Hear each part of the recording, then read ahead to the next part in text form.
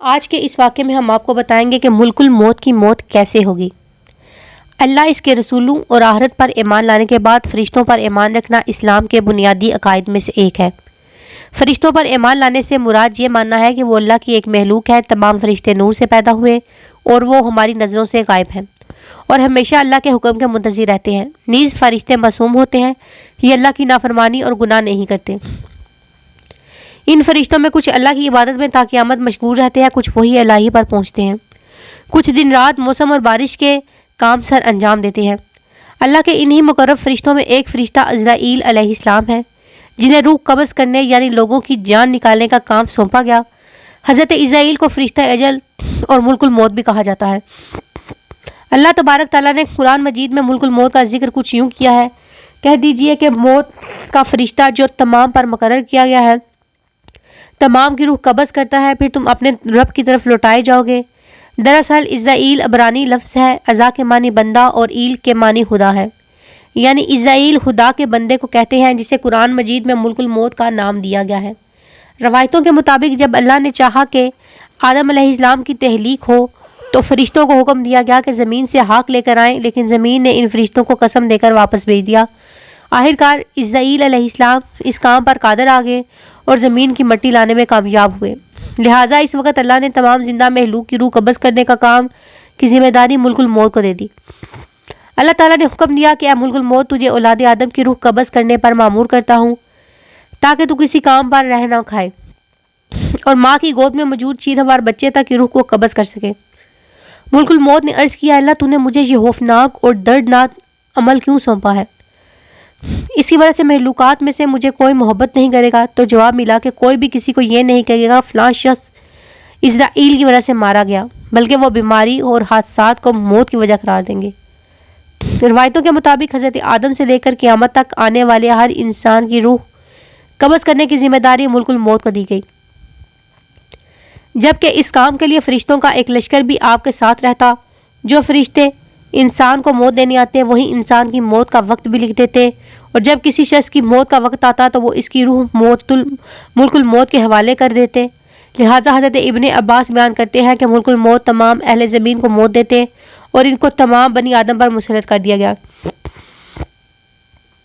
جب وہ کسی پاک نفس کو قبض کرتے تو اس کی روح ملائکہ رحمت کے سپرد کرتے ہیں، اور جب کوئی حبیث روح قبض کرتے تو وہ ملائکہ عذاب کے حوالے کر دیتے ہیں۔ ملک الموت دن میں 3 مرتبہ لوگوں کے چہرے دیکھتے ہیں جن کی عمر پوری ہو جاتی اور جس کا رزق دنیا سے ختم ہو جاتا، اور آپ اس کی روح قبض کر لیتے۔ جب بندے کی روح قبض ہوتی اور اس کے گھر والے رونا پیٹنا شروع کرتے تو ملک الموت کو پکڑ کر کھڑے ہو جاتے اور کہتے: میں نے تمہارا کچھ نہیں بگاڑا، میں تو اللہ کی طرف سے مامور ہوں، نہ میں نے اس کا رزق کھایا اور نہ ہی اس کی روح قبض کی، اور مجھے تو تمہارے پاس بار بار آنا ہے یہاں کہ تم میں سے کوئی باقی نہ بچے۔ اگر ملک الموت کو لوگ اس وقت دیکھ لیں اور ان کی باتوں کو سن لیں تو میت کو بھول کر خود اپنے آپ پر رونے لگ جائیں۔ باوجود اس کے کہ ملک الموت ایک فرشتہ ہے، ان کی ظاہری شکل و صورت اور حالیہ نہایت ہی خوفناک اور عجیب و غریب ہے، یہاں تک کہ مضبوط سے مضبوط جگر رکھنے والا شخص بھی اگر آپ کو دیکھ لے تو خوف کے مارے آدھی جان نکل جائے۔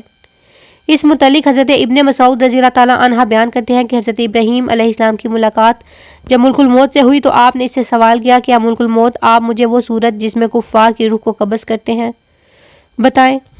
تو ملک الموت نے کہا کہ یہ آپ کی طاقت سے باہر ہے، لیکن آپ کے اصرار پر انہوں نے وہ صورت دکھانی شروع کی اور فرمایا کہ آپ اپنے منہ موڑ لیجئے۔ جب ملک الموت اپنی اصلی صورت میں نمودار ہوئے تو آپ نے انہیں دیکھا تو وہ ایک سیاہ شخص تھے جن کے سر میں ایک آگ کا شعلہ نکل رہا تھا۔ انہیں دیکھ کر حضرت ابراہیم پر غشی طاری ہوئی۔ جب ہوش آیا تو حضرت ابراہیم نے فرمایا: اگر کافر کو محض آپ کی شکل ہی دیکھنے کی تکلیف برداشت کرنی پڑے تو یہ بہت تکلیف ہے۔ آپ ذرا یہ بتائیے کہ مومن کی روح کس قالب میں ہو کہ آپ نکالتے ہیں؟ ملک الموت نے کہا: ذرا منہ پھیریے۔ آپ علیہ السلام نے منہ پھیر کر جو دیکھا تو آپ کے سامنے ایک حسین نوجوان تھا جس کا جسم مہک رہا تھا اور جس کے کپڑے سفید تھے۔ ابراہیم علیہ السلام نے فرمایا کہ اگر مومن کو صرف آپ کے دیدار کی دولت دی جائے تو یہ کافی ہے۔ ملک الموت کے خوف و دہشت کا یہ عالم ہے کہ نہ صرف جن و انسان بلکہ فرشتے بھی آپ سے اس طرح ڈرتے ہیں جیسے انسان شیر کو دیکھ کر ڈرتا ہے۔ ہر جن و انسان کی روح کو قبض کرنے والے ملک الموت کو کیسے موت آئے گی، یہ بھی ایک دلچسپ واقعہ ہوگا۔ روایتوں کے مطابق روز محشر اللہ تبارک تعالیٰ کے حکم سے ہر نفس مر جائے گا، تمام جن اور انسان کو موت آ جائے گی، پھر اللہ عرش کے فرشتوں کو بھی مار دے گا۔ پھر حضرت جبرائیل، میکائیل اور اسرافیل علیہ السلام بھی اللہ کے حکم سے مر جائیں گے اور صرف اللہ کی ذات باقی بچے گی اور نیچے صرف الملک الموت باقی رہ جائیں گے۔ اب اللہ ان سے پوچھے گا بتاؤ کون باقی ہے؟ اسرائیل کہیں گے اوپر تو باقی ہے، نیچے تیرا غلام باقی ہے۔ اللہ کا حکم ہوگا تو میں بھی مر جاؤں اور اس طرح تمام مخلوق کی روح قبض کرنے والے کی روح کو خود اللہ قبض فرمائے گا۔ ملک الموت ایسی چیخ ماریں گے کہ اگر اس وقت کوئی انسان ہوتا تو اس کا کلیجہ پھٹ جاتا۔ جب اللہ سب کو موت دے دے گا تو فرمائے گا ہے کوئی میرا شریک جو میرا مقابلہ کرے؟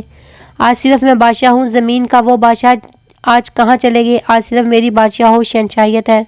ملک الموت یا روح قبض کرنے والے فرشتے کا ذکر نہ صرف اسلام بلکہ دوسرے ابراہیمی اور غیر ابراہیمی مذاہب میں بھی موجود ہے۔ یہودیت میں اسماعیل نامی فرشتے کو موت کا فرشتہ قرار دیا جاتا ہے، جس کا ذکر کتاب حروج اور حنوک کے صحیفے میں موجود ہے۔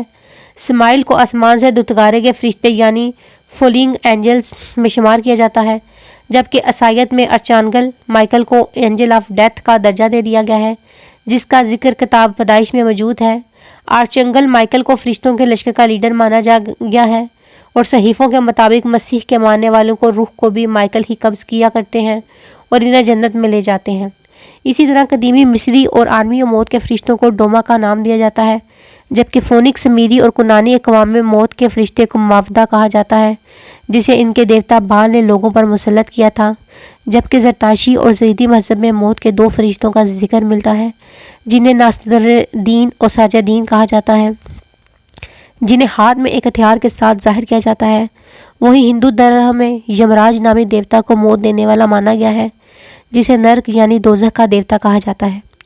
یمراج کو اپنی جمالی اور جلالی صورت کے ساتھ بھینس پر سوار دکھایا گیا ہے۔ یمراج کا ذکر ہندو مت کے صحیفے گرودریان میں ملتا ہے، جس کے مطابق موت کے بعد ہر شخص کی روح کو یمراج یملوک نامی مقام پر لے جاتا ہے، جہاں اس کے کرموں کے مطابق اسے سزا یا جزا ملتی ہے۔ چنانچہ اسلام کے علاوہ موت کے فرشتے کو تقریباً ہر مذہب میں دیوتا مانا گیا ہے اور باقاعدہ اس کی پوجا یا عبادت کی جاتی ہے، لیکن اسلامی عقائد کے مطابق ملک الموت فرشتے کی طرح اللہ کے فرمانبردار اور حکم ماننے والی مخلوق ہے، جنہیں روز قیامت خود موت کا مزہ چکھنا ہے۔